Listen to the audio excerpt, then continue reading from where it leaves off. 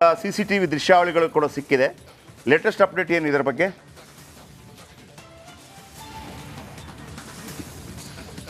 JP sir, ಏನು ಗೃಹ ಸಚಿವರು ಹೇಳ್ತಿದ್ರು ಇದೊಂದು ಸಣ್ಣ ಘಟನೆ ಆಕಸ್ಮಿಕ ಅಂತಿದ್ರು. ಆಕಸ್ಮಿಕ ಅಲ್ಲ, ಇದು ವ್ಯವಸ್ಥಿತ ಸಂಚು ಅನ್ನೋದಕ್ಕೆ ಸಾಕಷ್ಟು CCTVಗಳು ಸಿಗ್ತಾ ಇರುವಂಥದ್ದು. ಇವತ್ತಿನ CCTV ದೃಶ್ಯನೂ ಕೂಡ ಗಮನಿಸಿದ್ರೆ ಇದು ವ್ಯವಸ್ಥಿತ ಸಂಚು ಅನ್ನೋದಕ್ಕೆ ಯಾವುದೇ ಥರದ ಅನುಮಾನ ಪಡಬೇಕಾಗಿಲ್ಲ.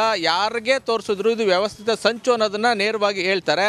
ಇನ್ನು ಏನು ಈ ಕಿಡಿಗೇಡಿಗಳ ಕೃತ್ಯ ಏನಿದೆ, ಯಾರು ಸಾಮಾನ್ಯರು ಮಾಡೋಕ್ಕೆ ಸಾಧ್ಯ ಇಲ್ಲ. ಯಾಕೆಂದರೆ ಮಂಡ್ಯದಲ್ಲಿ ಪೊಲೀಸ್ ಅಂದ್ರೇ ಭಯ. ಸಾಮಾನ್ಯವಾಗಿ ಒಂದು ರಸ್ತೆಯಲ್ಲಿ ಪ್ರತಿಭಟನೆ ಮಾಡ್ತಾ ಇದ್ರೆ ಅಲ್ಲಿ ಏನು ಒಂದು ಟೈರ್ಗೆ ಬೆಂಕಿ ಹಚ್ಚಬೇಕು ಅಂದ್ರೆ 10 ಸರಿ ಯೋಚನೆ ಮಾಡ್ತಾರೆ. ಅದು ಕೆಲವು ಸಂಘಟನೆಗಳು ಮಾತ್ರ ಬೆಂಕಿ ಹಚ್ಚುವಂಥ ಧೈರ್ಯವನ್ನು ಮಾಡ್ತಾರೆ.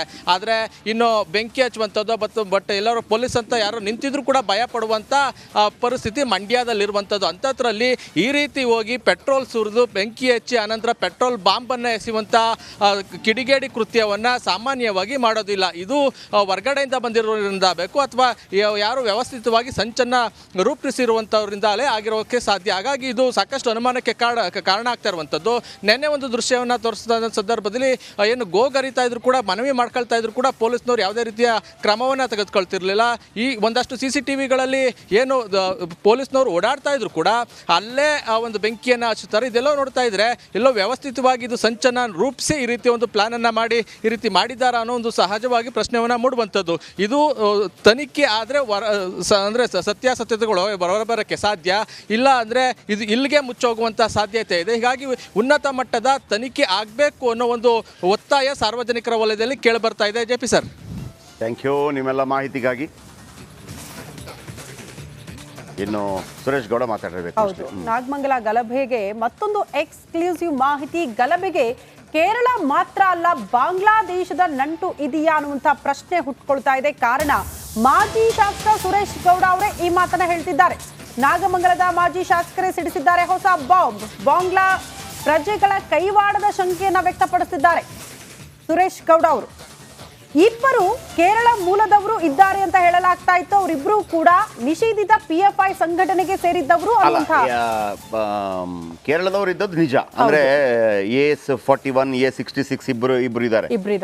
ಒಂದು ಏನು ನನ್ನ ಹೆಸರಿತ್ತು. ಇವರು ಬಂದಿದ್ರು. ಆಮೇಲೆ ಅಲ್ಲಿ ಪಾತ್ರೆ ಮಾರ್ತಾ ಇದ್ರು. ಆಮೇಲೆ ಬೇಕರಿಯಲ್ಲಿ ಕೆಲಸ ಮಾಡ್ತಾ ಇದ್ರು. ಹಲವು ದಿನಗಳಿಂದ ಅಲ್ಲಿದ್ರು. ಮೆಡಿಕಲ್ ಶಾಪ್ಗೆ ಹೋಗಿದ್ರು. ಮೆಡಿಕಲ್ ಶಾಪ್ಗೆ ಹೋಗ್ಬಿಟ್ಟು ಒಂದು 200 ಮಾಸ್ಕ್ ಅನ್ನ ತಗೊಂಡಿದ್ರು, ಕವರ್ ಮಾಡ್ಕೊಂಡಿದ್ರು. ಅವ್ರು ಯಾಕೆ ಬಂದಿದ್ರು? PFI ಸಂಘಟನೆಗೆ ಸೇರಿದಂಥವ್ರು ಅಂತೇಳಿ ನಿನ್ನೆ ಮಾಹಿತಿ. ಈಗ ಸುರೇಶ್ ಗೌಡ ಹೇಳ್ತಿರೋದು ಬಾಂಗ್ಲಾದೇಶಿಗರು ಅಲ್ಲಿ ಬಂದು ನೆಲೆಸಿದ್ದಾರೆ. ಅವರಿಗೆ ಈ ಅಭ್ಯಾಸ ಇದೆ ಪೆಟ್ರೋಲ್ ಬಾಂಬ್ ಎಸೆಯುವಂಥದ್ದು. ಅವ್ರು ಹೇಳ್ತಿರೋದು ಕರ್ನಾಟಕದಲ್ಲಿ ಇಂಥ ಅಭ್ಯಾಸ ಇಲ್ಲ. ಮ್ಯಾಕ್ಸಿಮಮ್ ಕಲ್ಲೆಸಿತೀವಿ, ಟೈರ್ಗೆ ಬೆಂಕಿ ಹಚ್ತೀವಿ, ಬಸ್ಸಿಗೆ ಕಲ್ಲೆಸಿತೀವಿ. ಈಗ ಅದು ಕೂಡ ಕಡಿಮೆ ಆಗಿದೆ. ಹೇಳಿ ಬಸ್ಸಿಗೆಲ್ಲ ಕಲ್ಲೆಸಿಬೇಡ್ರಪ್ಪ, ನಮ್ಮದೇ ಬಸ್ಸು ಹಾಳಾಗತ್ತೆ ಅಂತ. ಅದಕ್ಕೂ ಈಗ ನೀವು ನೋಡಿದಿರಾ ಬಸ್ಸಿಗೆ ಕಲ್ಲೆಸೆಯೋದು ಇಲ್ಲ. ಮೊದಲೆಲ್ಲ ಎಸೆಯೋದೇ ಬಸ್ಸಿಗೆ. ಆಮೇಲೆ ಇದಕ್ಕೆ ಗಾಜಿನ ಇದಕ್ಕೆಲ್ಲ ಬಿಲ್ಡಿಂಗ್ ಎಲ್ಲ ಕಲ್ಲು ಬಿಸಾಕೋದು. ಆಮೇಲೆ ಬಿಲ್ಡಿಂಗ್ ಎಲ್ಲ ಕಲ್ಲು ಬಿಸಾಕೋದನ್ನ ನಿಲ್ಲಿಸಿದ್ದು ಒಬ್ಬರೇ, ರಾಜ್ಕುಮಾರ್. ಬೆಂಗಳೂರಿನಲ್ಲಿ ಅಥವಾ ಬೇರೆ ಯಾವುದೇ ಭಾಗದಲ್ಲಿ ಈ ಗ್ಲಾಸ್ ಹೌಸ್ ಇರುತ್ತೆ ಅಥವಾ ಗ್ಲಾಸ್ನಿಂದ ಮಾಡಿದಂಥ ಬಿಲ್ಡಿಂಗು, ಇದನ್ನೆಲ್ಲ ಬಚಾವ್ ಮಾಡಿದ್ದು, ಅನೇಕ MNC ಬಿಲ್ಡಿಂಗ್ಗಳನ್ನು ಬಚಾವ್ ಮಾಡಿದ್ದು ಡಾಕ್ಟರ್ ರಾಜ್ಕುಮಾರ್ ಅವರ ಒಂದು ಫೋಟೋ ಮತ್ತು ಕರ್ನಾಟಕದ ಬಾವುಟ. ನೀವು ನೋಡಿಬೇಕಿದ್ರೆ ದೊಡ್ಡ ಗಲಾಟೆ ಆಗ್ತಾ ಇರುತ್ತೆ ಅಂದಿಟ್ಕೊಳ್ಳಿ. ಈ ನೋಡಿದ ತಕ್ಷಣ ಅಭಿಮಾನ ಬಂದ್ಬಿಡುತ್ತೆ. ರಾಜ್ಕುಮಾರ್ ಒಂದು ಫೋಟೋ ಹಾಕ್ಬಿಡ್ತಾರೆ. ಯಾವ ನನ್ನ ಮಗನಿಗೆ ಅದಕ್ಕೊಂದು ಕಲ್ಲೆಸೆಯೋಕೆ ಮನಸ್ಸು ಬರಲ್ಲ. ಆಯ್ತಾ? ಅಂದರೆ ನಾವು ಇದು ಕಟ್ಟಿದೀವಪ್ಪ, ನಿಮಗೆ ಸಪೋರ್ಟ್ ಇದೆ ಅಂತ. ಅದರ ಪಕ್ಕದಲ್ಲಿ ಕರ್ನಾಟಕದೊಂದು ಫ್ಲಾಗ್ ಹಾಕಿರ್ತಾರೆ. ನೀವು ನೋಡಿಬೇಕಿದ್ರೆ ಗ್ಲಾಸ್ ಹೌಸ್ ಇರುವಂಥ ಯಾವುದೇ ಎಂಥದೇ ಸಂದರ್ಭದಲ್ಲೂ ಕೂಡ ಅದು ಬೇಕು. ಆಮೇಲೆ ಇನ್ನೊಂದು ನಾವು ಹೇಳ್ತಾ ಇದ್ವಿ, ದಯವಿಟ್ಟು ಟಯರನ್ನು ಕೂಡ ರೋಡ್ ಮಧ್ಯದಲ್ಲಿ ಸುಡಬೇಡ್ರಪ್ಪ. ರೋಡ್ ಮಧ್ಯದಲ್ಲಿ ಸುಡಬೇಡಿ. ಸುಡಬೇಕಾ? ಈಗ ನಿಮಗೆ ಪ್ರೊಟೆಸ್ಟ್ ಮತ್ತೆ ಹೆಂಗೆ ಪ್ರೊಟೆಸ್ಟು? ಬೇಕಿದ್ರೆ ರೋಡ್ಗೆ ನೀವು ಅಡ್ಡ ಒಂದು ಮರ ಇಟ್ಟಿರಿ, ಆಯ್ತಾ? ಒಂದು 4 ಚೇರ್ ಹಾಕಿ ಕೂತ್ಕೊಳ್ಳಿ, ಪ್ರೊಟೆಸ್ಟ್ ಮಾಡಿ 1-2 ಗಂಟೆ. ಆಮೇಲೆ ಎದ್ದೋಗಿ. ನೀವು ಟೈರ್ ಹಾಕಿದರೆ ಏನಾಗುತ್ತೆ, ಆ ಟೈರ್ ಇದೆಯಲ್ಲ ಪೆಟ್ರೋಲನ್ನು ಕೂಡ ಸುಡುತ್ತೆ ಅದು. ಒಮ್ಮೆ ರೋಡ್ ತೂತಾದರೆ ಯಾವನು ಬಂದು ಸಾಯ್ತಾನೆ ಯಾವನು ಗೊತ್ತು. ಈಗ ನಾಗಮಂಗಲದಲ್ಲಿ ಅವ್ರು ಹೇಳ್ತಿರೋದು, ನಾಗಮಂಗಲದಲ್ಲಿ ಕೆಲ ಬಾಂಗ್ಲಾದವರು ಕೂಡ ಕೈ ಜೋಡಿಸಿದ್ದಾರೆ, ಕೆಲ ಬಾಂಗ್ಲಾದವರು ವಾಸವಿದ್ದಾರೆ. ಹೇಗೆ ಬಂದರೂ ಗೊತ್ತಿಲ್ಲ. ಅಂದರೆ ನಾವೊಂದು ಸ್ಟೋರಿ ಮಾಡಿದ್ವಿ, ಬಾಂಗ್ಲಾದೇಶಿಗರು ಯಾವ ರೀತಿ ಒಳನುಸುಳ್ತಾ ಇದ್ದಾರೆ ಅಂತೇಳಿ. ಯಾರು ಕರೆದುಕೊಂಡು ಬಂದರೂ ಗೊತ್ತಿಲ್ಲ.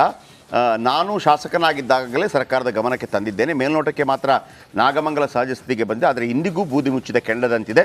ಗಲಭೆ ತನಿಖೆ NIA ಕೊಡಬೇಕು ಅಂತೇಳಿ ಸುರೇಶ್ ಗೌಡ ಒತ್ತಾಯವನ್ನು ಮಾಡಿದ್ದಾರೆ.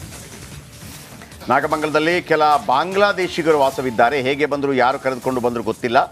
ನಾನು ಶಾಸಕನಾಗಿದ್ದಾಗ ಇದರ ಬಗ್ಗೆ ಮಾಹಿತಿಯನ್ನು ಕೊಟ್ಟಿದ್ದೆ, ಕ್ರಮ ತಗೊಳ್ಳಿ ಅಂತೇಳಿ ಯಾರು ತಗೊಂಡಿಲ್ಲ. ಮೇಲ್ನೋಟಕ್ಕೆ ಮಾತ್ರ ನಾಗಮಂಗಲ ಸಹಜ ಸ್ಥಿತಿಗೆ ಬಂದ ರೀತಿಯಲ್ಲಿ ಕಾಣ್ತಾ ಇದೆ, ಒಳಗೆ ಬೂದಿ ಮುಚ್ಚಿದ ಕೆಂಡದಂತಿದೆ ಅಂತೇಳಿ ಸುರೇಶ್ ಗೌಡ ಹೇಳಿದ್ದಾರೆ. ಸುರೇಶ್ ಗೌಡ ಇದೀಗ JDSನ ನಾಯಕರು ಏನು ಹೇಳಿದ್ದಾರೆ ಕೇಳಿಸ್ಕೊಳ್ಳಿ.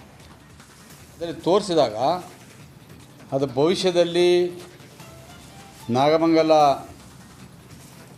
ತಾಲೂಕಿಗೆ ಒಂದು ರೀತಿ ಆಘಾತಕಾರಿ ಆಗಿರ್ತಕ್ಕಂಥ ವಿಷಯಗಳು ಬೆಳಕಿಗೆ ಬರ್ತಾಯಿದೆ. ಪೊಲೀಸ್ನವರು ಅರೆಸ್ಟ್ ಮಾಡಿ ಮಲ್ಲಾಪುರ ಜಿಲ್ಲೆಯ ಇಬ್ಬರು ಯುವಕರು ಅದರಲ್ಲಿ ತೋರಿಸಿದಾಗ ನಾನು ಶಾಸಕನಾಗಿದ್ದಂಥ ಸಂದರ್ಭದಲ್ಲಿ ಹಲವಾರು ಪೊಲೀಸ್ ಅಧಿಕಾರಿಗಳಿಗೆ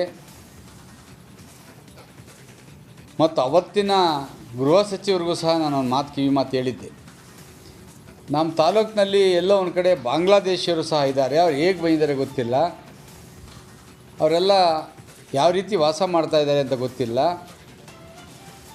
ಅಲ್ಲಲ್ಲಿ ತೋಟಗಳಲ್ಲಿ ವಾಸ ಮಾಡ್ತಾಯಿದ್ದಾರೆ.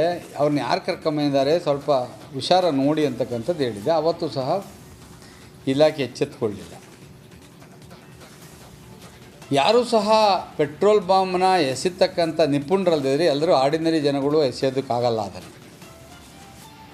ಜನಗಳ ಕೈಲಿ ಕೊಟ್ಟರೆ ಅವರವರು ಸುಟ್ಕೊಂಡಿರ್ತಾರೆ. ನಾನು ಈ ಸಂದರ್ಭದಲ್ಲಿ ಸರ್ಕಾರಕ್ಕೆ ಒತ್ತಾಯ ಮಾಡ್ತೇನೆ, ಇದರ ತನಿಖೆಯನ್ನು ಸಂಪೂರ್ಣವಾಗಿ NIA ಕೊಡಿ. ಇದು ರಾಷ್ಟ್ರೀಯ ಭದ್ರತೆ ದೃಷ್ಟಿಯಿಂದ, ಇಲ್ಲಿ ಎಲ್ಲ ಜನಾಂಗದರ ಭದ್ರತೆ ದೃಷ್ಟಿಯಿಂದ NIA ಕೊಡಿ. ಮಲಪ್ಪುರಂ ಅಂತಕ್ಕಂಥದ್ದು ಯಾವುದಕ್ಕೆ ಫೇಮಸ್ಸು, ಏನಕ್ಕೆ ಫೇಮಸ್ಸು ಅಂತಕ್ಕಂಥ ಎಲ್ರಿಗೂ ಗೊತ್ತಿರ್ತಕ್ಕಂಥ ವಿಷಯ. ಇವತ್ತು ಮಂತ್ರಿಗಳು ಹೇಳ್ತಾರೆ ಬೇಕ್ರಿ ಕೆಲಸ ಮಾಡೋಕ್ಕೆ ಬಂದಿದ್ದರು. ಕೂಲಿ ಮಾಡೋಕ್ಕೆ ಬಂದವ್ರಿಗೆ ಗಣೇಶ ಮೆರವಣಿಗೆಯಲ್ಲಿ ಏನು ಕೆಲಸ ಇತ್ತು? ಅಲ್ಲಿ ಕಲ್ಲು ಹೊಡಿತಕ್ಕಂಥ ಪ್ರಮೇಯ ಯಾಕೆ ಮಾಡಿದ್ರು?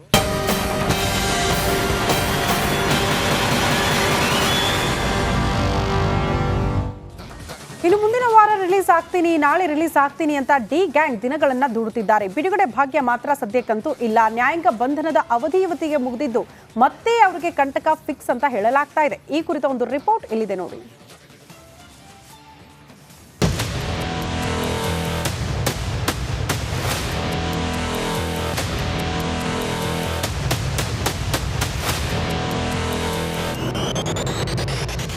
ಜಗಮಗಿಸೋ ಲೈಫ್ ಲೀಡ್ ಮಾಡ್ತಾ ಇದ್ದ ದರ್ಶನ್ ಈಗ ಜೈಲಲ್ಲಿ ಕತ್ತಲ ಕೋಣೆಯಲ್ಲಿ ಮಲಗುವಂತಾಗಿದೆ.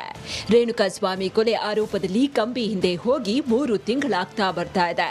ಪ್ರಕರಣದ ತನಿಖೆ ವೇಗವಾಗಿ ಸಾಗ್ತಾ ಇದ್ದು ನಾಳೆ ಏನಾಗುತ್ತೆ ಅಂತ ದಿನ ದೂಡ್ತಾ ಇದ್ದಾರೆ.